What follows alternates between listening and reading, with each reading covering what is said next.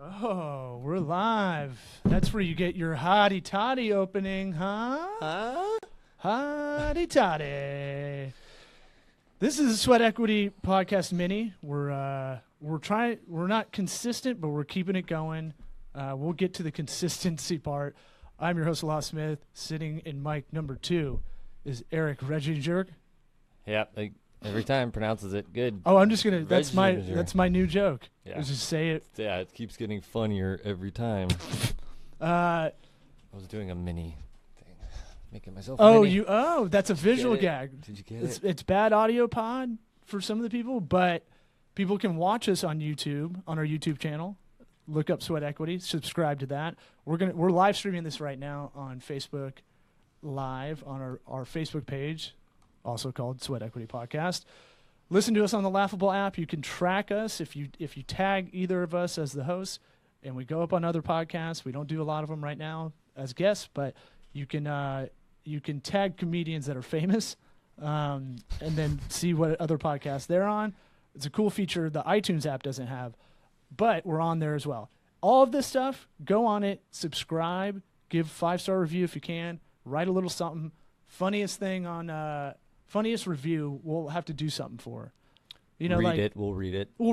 We'll read it on air, but maybe I can get some, ad coupon money, Okay. Well, I mean, it's apropos of what we wanted to talk about today. I'll tease it out. I got you. I'll even talk about the tease, which isn't good radio, kind of protocol, but we don't care about that. That's what this is about. We wanted to talk about something for about 20 minutes when we take a late lunch, and this also gets it off our chest because sometimes there are questions from clients, prospective clients. This one was more of a scoff. This was this was not a mailbag at all. This was someone that went, shit doesn't work to me, and I was like, the fuck it doesn't. So, but I didn't have enough time to explain. So I wanted to do one about how Facebook advertising is legit. You can get ROI on it, and we'll just do the basics on this one, and maybe we'll do a couple more follow-ups because there's no way you can condense everything into 20 minutes. But I want to kind of give an overall base. Before we get into that, we got a sponsor. Yeah, we're fucking legit. Yeah, business podcast, realistic, pragmatic advice with dick jokes. Our little podcast, not even 80 episodes strong. We've got a sponsor. It's Grasshopper, the virtual phone system. Our listeners get $50 off if they sign up at trygrasshopper.com/sweat. That's /sweat. Trygrasshopper/sweat, like key sweat. Butt sweat. All the sweats. But my favorite's Keith. I don't know. Yeah, no, that's the best one. Nobody. I just wanted my own. But I'm trying to do a different angle each time for this ad, for this company, about the importance of having your own business line. This is a scalable app. We're going to move over, I think. We're going to migrate because theirs sounds better and the better price. But here's what I'm going to say about having a business line when you're trying to do your own thing and trying to be legit. You have it on your cards and stuff. That's good. You got an answering machine that says Fashionista Incorporated. If you wanted to be a fashionista at one point. Right. I was. Yeah, so Fashionista Incorporated, leave a message. Okay, but if it's like, yo, what's up? Oh, this is Randy's phone. That's terrible. I'm going to give you this other one that verification for stuff online, the stuff we work on, like getting on maps, Google Maps, be able to check in for a location on your Facebook page or Twitter or Instagram, being verified on Apple Maps, all that stuff. Sometimes you need another phone line. And if they already know it's your personal, you can't do it. So there's a lot of them that do verifications via the phone. I just had to do it for a client right before we started. I called the physical store and I go, hey, this Facebook page isn't verified. It's going to call with a 4-digit code. Call me back right after this and give me that code. And you get your page verified and now everybody can see it more often. Facebook wants you to do more things in Facebook to promote you, right? Right. So if you have a store, tag your products. If you have a physical location, go through the settings and go like, what can I do to enhance the profile? It's not hard. So that's one thing. The other thing I had is salespeople. I get a lot of salespeople. You're going to be publicly listed as a business on a lot of things that you didn't know you're going to be listed on. It's public information. Some people just troll this shit. I sign up for a lot of ebooks that I get advertised to on Facebook ads. So like, I think they're all corny. This is why I think ours is a fun show, because it's all these dudes that are like real keyboard soft, kind of like mid-30s, mid-40s guys. Is like, hey, I'm going to show you how you could turn a $500 client into a $500,000 client using Facebook ads only. And then it's like, oh, God, that's not... Turn off. Right. Well, they're just selling like those... They're just like the real estate pitches of the 90s, you know, where it's like, I'm going to show you how to make millions in the real estate industry. So I sign up for like every book that's advertised to me and every app that seems interesting. So I get calls, these follow-up aggressive sales calls. You don't think about apps having aggressive salespeople, but they will follow up almost the next day. Really? Yeah. I didn't know that. Yeah. The more and more you're getting involved in a lot of these Facebook ad campaigns and like what we're looking up for work, the more you're going to get these like entrepreneurial kind of self-helpy advertising. Yeah, you're not really selling me on the whole thing now. Well, more phone calls. It's funny, at least. Yeah. No, I mean, it goes to our business line that we share. So once we get on trygrasshopper.com/sweat, we're going to hook our own business up and get a little kickback of our own. It's probably doesn't work that way, but best way to make money. But yeah. Be the only buy your own product. Be one of the few people that uses your affiliate link to get a little kickback that I can't even talk about how much. All right, let's get into it. So I'm all fired up. I could go a lot of different directions, so I'm going to try to keep this very basic. But I was talking to someone just off the cuff about Facebook advertising or just the strategy in general. And I was like, you could crush it over on Facebook ads. And they're like, shit doesn't work. And I was like, yeah, if it works, you just don't know how to do it. I boosted my post and it didn't do anything. That's exactly what he told me. And I was like, you boosted a post. Okay. Well, first off, let's do a quick summary about organic versus paid. Some people don't know that. I feel like I have a lot of conversation about that. So if you have a page, you're posting something, I think it's about 5% of your people that like your page see it organically. If you increase engagement, you can increase engagement by trying to like ask a question in the post so people answer it. The more people that answer it, the more of their friends see them doing it. So that's like 10% of their friends see it. And then if it's good enough organic and it's shared, 15% of their friends see it. I think those were the percentages last I looked. But once you put money into a post, that is technically an ad. Right. Because people think boosted post isn't a real ad, or some people think them just posting organically is an ad. Right? Yeah. So now let's look at incentives. Facebook isn't, everybody thinks it's free. They got to make money. This is their main revenue stream. So they wanted to create, it used to be you could post anything on your page and everybody would see it. And then they kept decreasing it. So now the incentive is to really pay a good amount, especially if you're a struggling business under 1,000 likes or something like that. And you're just trying to get a little traction in what's going on. Get the word out there kind of thing. And so it's funny that like people are like, don't look at that number. So every post you can see how many people see it. Yeah, it's all right there. That's Very Facebook's simple. marketing to you. Yeah. And now they do the thing where it's like, hey, if you boost this post, a similar post will get like 50,000 views or something like that. And it's like, yeah, that shit's remarketing. They're notifications maybe to get you to do it. They've done a good job of getting people into the entry level and getting them involved. Anyway, so I wanted to just go over that. The boosted post is like kind of a shotgun shot. It's like, and from our side, boosted post is elementary school, grade school. You go into ads manager. That's more like high school. And then if you really want to deep dick it professionally, Yeah. Professionally. Deep ticket. You want to do the power editor, because the power editor is where Facebook puts a lot of new options first, and it's like kind of a little bit more organized, I'd say. But you can do more. Like I noticed on Ads Manager, if I do copy, I can only do a limited amount of copy. But if I do a power editor setup for a campaign, they'll let you like do whatever. Write a novel if you want. What would a boosted post be good for?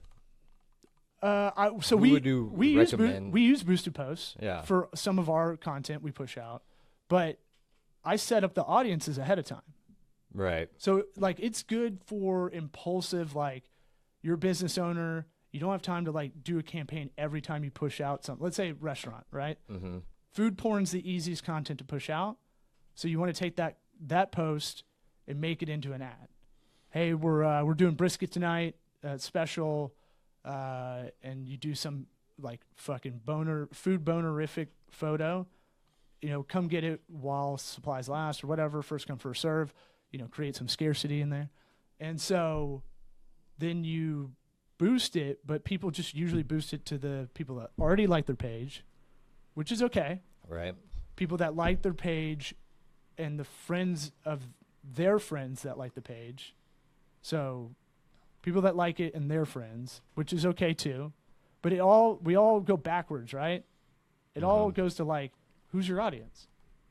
And so if you set that up ahead of time, you don't have to use those default things, or you don't have to just do a 25-mile radius around the restaurant or 10-mile radius. Those are like the default settings for the target audience. So the main thing about Facebook ads is the targeting is fucking awesome. Yeah. So the boosted ads are not a waste. It's useful if you have an impulsive situation, you want to get something out that day or whatever. That's the way to go. Right. So like if you're smart, you set up the target audiences ahead of time. So I have one that's like small, medium business owners that are within 50 miles of our office, because it's much easier to work with someone face to face for us. Right. So I have that ready to go. And if I have content we're pushing out, because we write a lot of content or push stuff out on the fly, that I already have that audience, and I can go, all right, bink, bink, that audience is really refined already, and then put $10 behind it. I can see, 10,000 people, 10,000 impressions, probably 500 people will check it out, So like with anything, a little preparation ahead of time Bingo. really helps out. Yeah.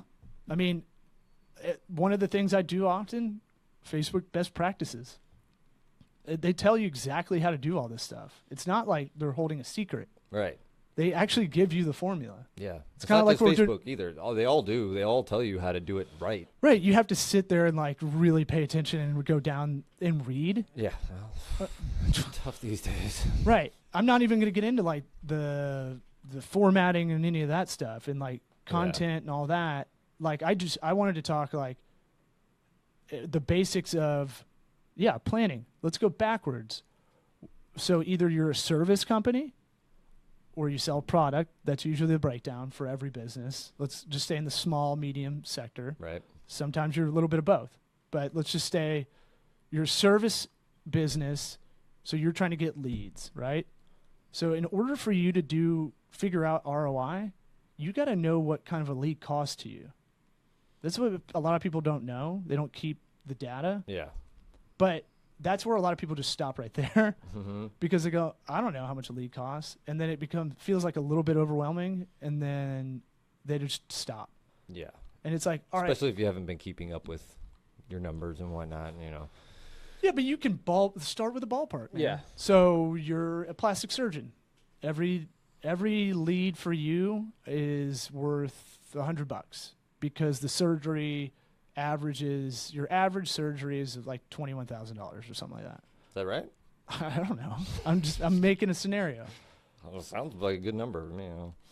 It Probably pretty close. I did research at one point when we were talking to one, but I don't remember the exact numbers. But let's just say it's that, because you're doing a scatter shot.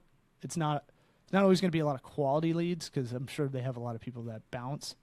They call, they maybe do one meeting, but they might not take it.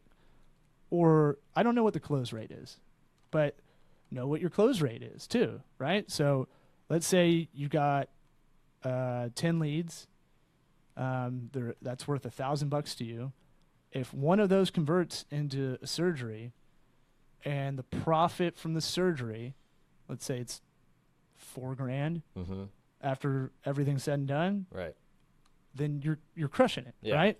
That's all you have to think about. Right. That's the one metric. No matter what campaign we're doing, I was on the Mama Bear app campaigns a while back. All it's about is getting that number for people to download the app under $2. We did it with a certain amount of ad spend. Let's see, a lawyer that needs leads. Okay, most lawyers, I'd say most sectors of the law, most of these guys close about 90 to 95%. Not a lot of people shop around for attorneys, so a lead to you is might be more a quality lead like that. Right. That is always the number one metric in reporting. And if you're doing it on the agency side like us, you have to account for ad spend plus the management fee, because that's all the client cares about is bottom line. I'm spending, you could spend $1,000 in ads or whatever, get $4,000 back. But if the management fee is like another $3,000 to do that, then you're just kind of breaking even a little bit. So you have to just do this simple math that you can do on the fly. That's how I see it. I feel like I've made this more confusing. I'm so confused right now. No, I mean, like, I'm looking at your face. I know you're trying to speak for the common man. And well, it's because you always have to go, all right, we always have to empathize with the client. They're paying for us as experts and to do the service. And then there's ad spend on top of that. So if we're not bringing in traffic, we have to track it too. That's what people don't do as well. Yeah, I was actually following you perfectly fine. I knew exactly what you meant. So the basics, it always comes down to like that basic ROI. Are we getting a lot more than we're spending? And sometimes if it's break even, there might be a client that becomes a recurring client. Plastic surgery, I feel like, has that thing. Addiction to plastic surgery. Or just like you come in for, a breast, like kind of, what is it? When they make them augmentation? No. They're all. I didn't want to bum it. Well, perky them up? Yeah. What's that called? Like a lift? I didn't know they did that. Yeah. Me neither. Not that I care. Me neither. I just think they do. But maybe they're like, okay, cool. Now I'm going to come back for the butt, get my butt enhanced. So a client, the cost of a new client, complete new client, and then what are they lifetime wise? Like, what is that recidivism rate, I guess you call it, if they're in prison? Yes. So try to think of that, all right? So now let's get back to Facebook. Right. Because Facebook, you can look at all that stuff. Yeah, you can target by job title. You can target by, I'm not going to give every secret away, but I think the ones I show most people that are pretty cool is like you can target by what they make in a year, like income, net worth. Those are cool and scary at the same time because it's triangulating data that you're giving out there. Nobody's actually giving that information out. Well, Facebook's kind of making it up. I'm pretty sure if you have that Facebook app open in your phone, that's like a low jack. So it figures out pretty much where you're living and working. Yeah. And then by whatever you post, whatever information you willingly give away, in your statuses even. So mine's hard. Sometimes mine's hard. I get crazy ads too because I write jokes. So like those can be all over the place. Yeah. So half of mine are those entrepreneurial weirdo self-help guys that I kind of hate. And we kind of want to do this to go against all that.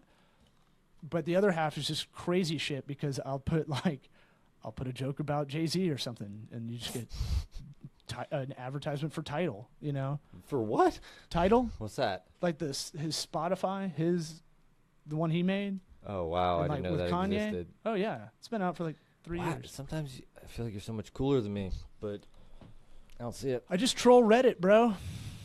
Oh, man. I just go on 4chan and give pro-Republican chants. I've never done that. No, yeah. I hate both sides. Okay, so... Me too, for the record. What time we got? So what should I cover basic? What did I miss? We'll maybe break down the Go to difference- johnloomer.com. He's good. That guy nerds out on Facebook ads. the levels above boosted ads, the difference. Like, what are you doing differently with those than a boosted ad? So the ads manager, you can make like a full campaign. It's good. It's good, easy in and out. Like you can make a campaign pretty quickly. They break it down into like 3 main steps, and then each of those steps has like, all right, who's your audience?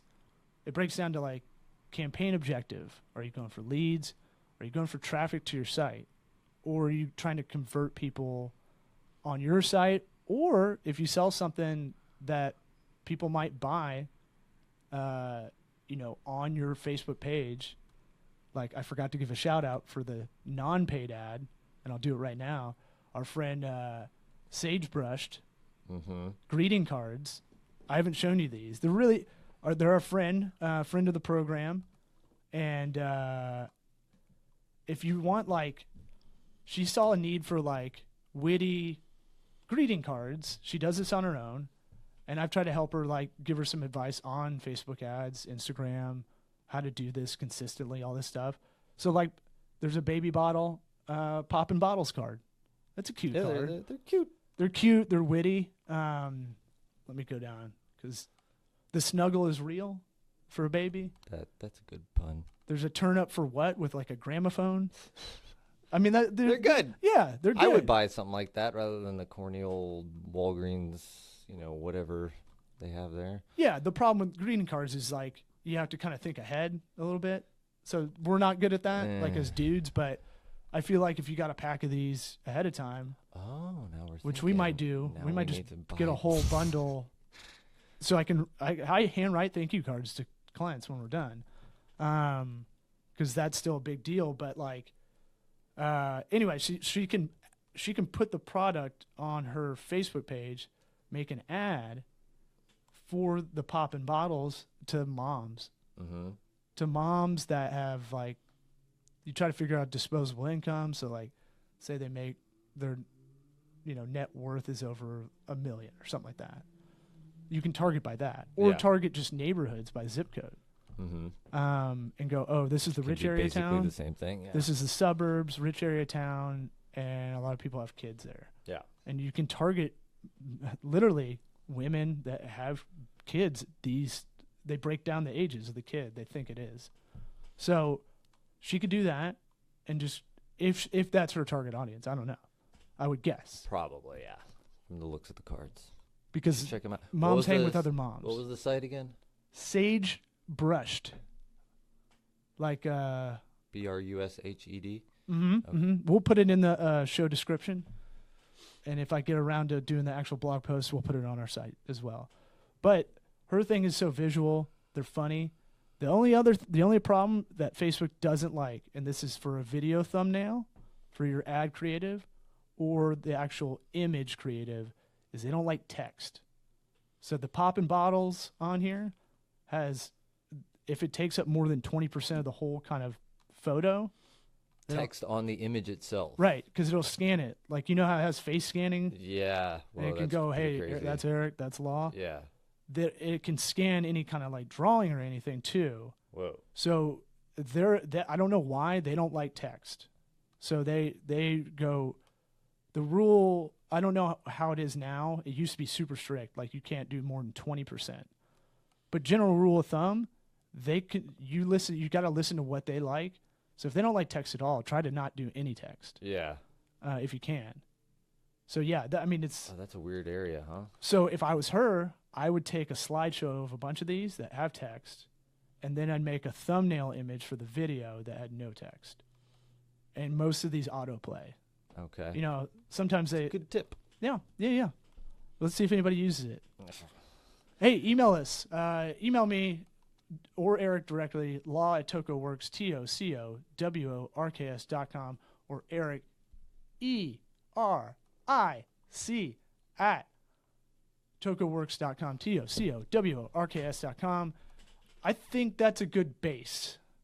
I could go I could do a Ted Cruz fucking Yeah, I know. filibuster on this. I can feel the energy coming off of you. Well, this helps me kind of figure out how to teach this because it's kind of hard to. This can get as complex as you want it to be. We can get into like cross-platform. You touch this ad on Facebook, it's following you over on Instagram. Now it's following you on Google, on other platforms and shit. There's like MailChimp has the new feature to do. Your email list can also get advertised too. So you like if the emails match up between your MailChimp list and the Facebook login they use, the email they use to log in, you can send that ad to them. Is that through Facebook or through the email? It's a MailChimp integration. So you do it in MailChimp's like console. Right. But that's kind of crazy. So if you have a product, if you have a lot of people on like that buy a product from you, you could have a 10,000 person list and you've come out with a new product. Boom. You can hit them on an email and then later that day set it up to advertise to them.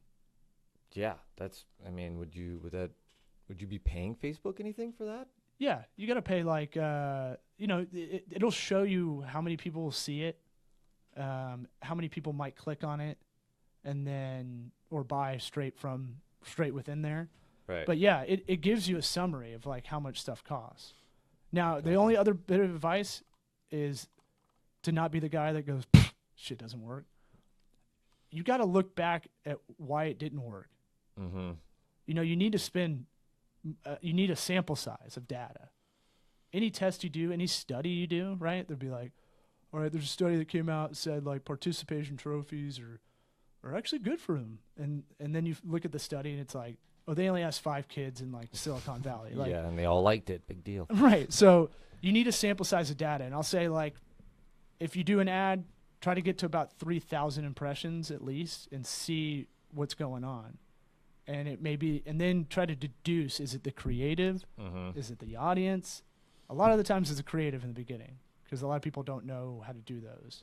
Yeah, and all these different Google, Facebook, they all have these different weird criteria, like the 20% text thing that they prioritize whatever, Google ad prioritizes like a landing page and the speed that it loads and all that stuff. So you got to pay attention to that too. And Google's a whole nother beast. Like I forgot to go over like the division. We can do this on another one, but there's a division of online advertising. Most people know Google, the top 3 search ads that pop up. You search for something, right before the organic stuff, there's always at least 2. Mm-hmm. And then like on YouTube, you have the display ads in the right-hand corner, or you go on a blog and there's the display ads there. So here's the division I've heard, and this is what I use as kind of a shortcut to explain to people. Facebook, Instagram, Pinterest ads, LinkedIn too. You hear about something, Google PPC, pay-per-click, Google like search, display, even Bing, Yahoo, even AOL for the older people. I've sold vitamins over there. Vitamins.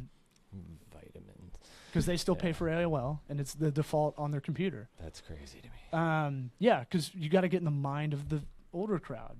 What are they using as a browser? So that is, what you're looking for. So I heard about the new Air Jordans over on Instagram because I follow this sneaker pimps, whatever. I'm a sneakerhead, and I'm like, oh shit, the new Jordans are coming out. You should see the shoes he's wearing now. I don't even know what brand they are. And loafers. These are the slipper style of like business cash. The Nike bottoms on them. Yeah, so I don't get the gout. Yeah. But so you hear about Air Jordans over at Instagram. You're like, oh shit, those are cool.